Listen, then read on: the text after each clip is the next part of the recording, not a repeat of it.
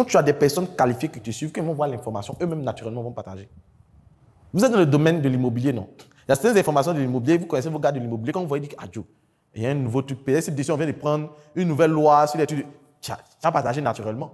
Est-ce que les gens qui ont posté te demandent pardon, il faut partager? Non. Parce que tu es dans le domaine, tu sais que ça c'est pertinent, c'est important, tu prends, tu partages. Mais c'est parce que tu es dans le domaine. Mais moi, ce qui se passe dedans, si vous me voyez, ça n'a rien, mais ils ont voté les lois. Ça les engage. Moi, comment je peux louer ma maison? Tant qu'ils n'ont pas encore dit, ceux qui n'ont pas encore les terrains, vous êtes dans le problème là. Moi, il n'y a pas de problème. Donc, ça veut dire que même ceux qui vont suivre, ça doit être des personnes qualifiées. Ça doit être des personnes qui s'intéressent au fait à la chose. Ou ça doit être des personnes qu'on va éduquer à s'intéresser à la chose. C'est-à-dire, on peut avoir des personnes qui ne sont pas forcément dans le domaine, qui ne sont pas forcément intéressées, mais grâce à nos contenus, quand ils vont commencer à lire, ils vont commencer à s'informer, ils vont voir que, attention, c'est vrai qu'actuellement, il n'y a pas de maison, il loue maison, mais demain, je suis appelé à avoir mon terrain. Il faut que je m'informe. Et ce monsieur-là, il m'aide. Il va commencer à me faire comprendre c'est quoi les trucs de maison. Demain, quand il va vouloir prendre la maison, je vais voir qui. C'est celui-là qui me conseille.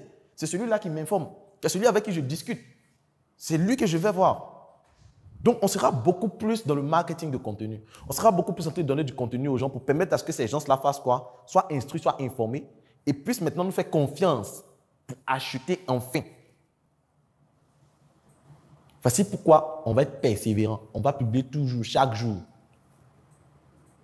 Et qu'on va mettre en place une ligne éditoriale pour toujours publier, toujours. Et on ne publie pas parce qu'on cherche les gens qui vont liker, partager, non, les gens. Non, parce que toi, tu te dis, tu dois informer les gens. Et hier, il y a un monsieur avec qui j'échangeais pendant la consultation de projet, puisque actuellement, nous sommes dans 3 jours de consultation de projet. Aujourd'hui, nous allons encore faire les consultations de projet. Son projet, c'est Volassi. Volassi. Je pense qu'on va visiter même sa page pendant qu'il fait la présentation.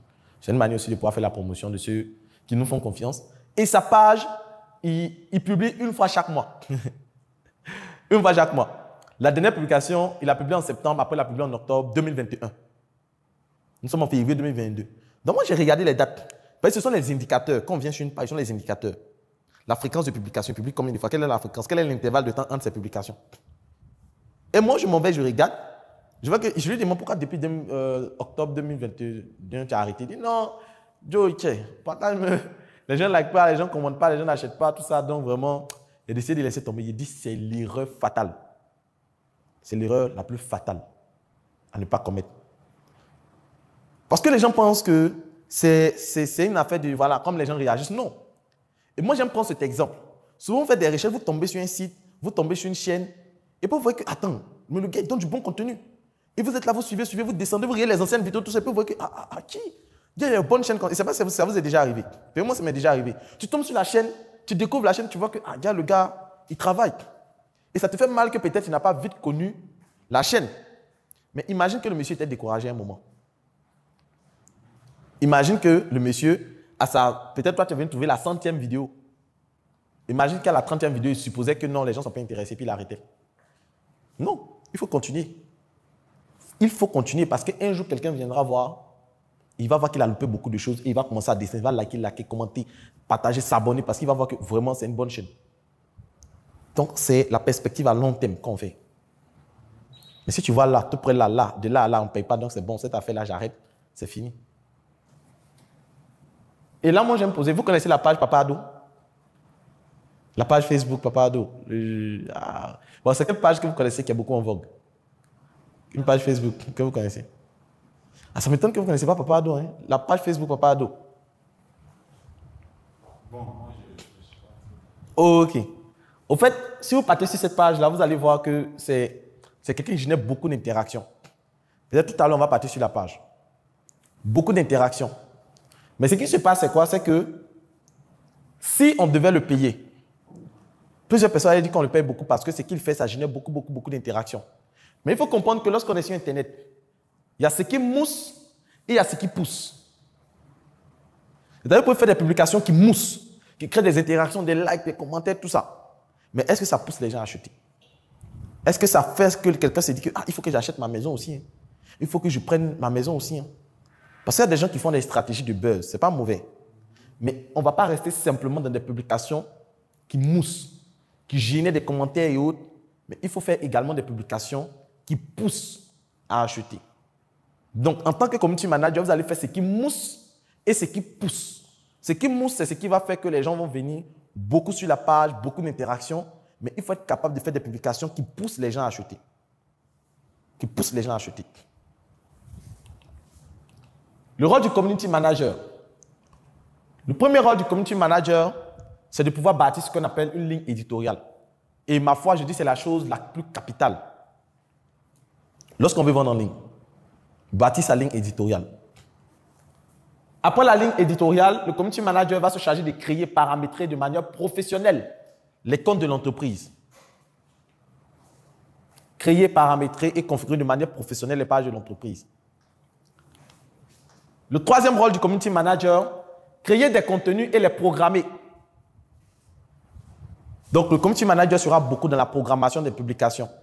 La programmation des publications, la programmation des publications. Et comme je le signifiais, le community manager de l'Europe, ce n'est pas le community manager de l'Afrique.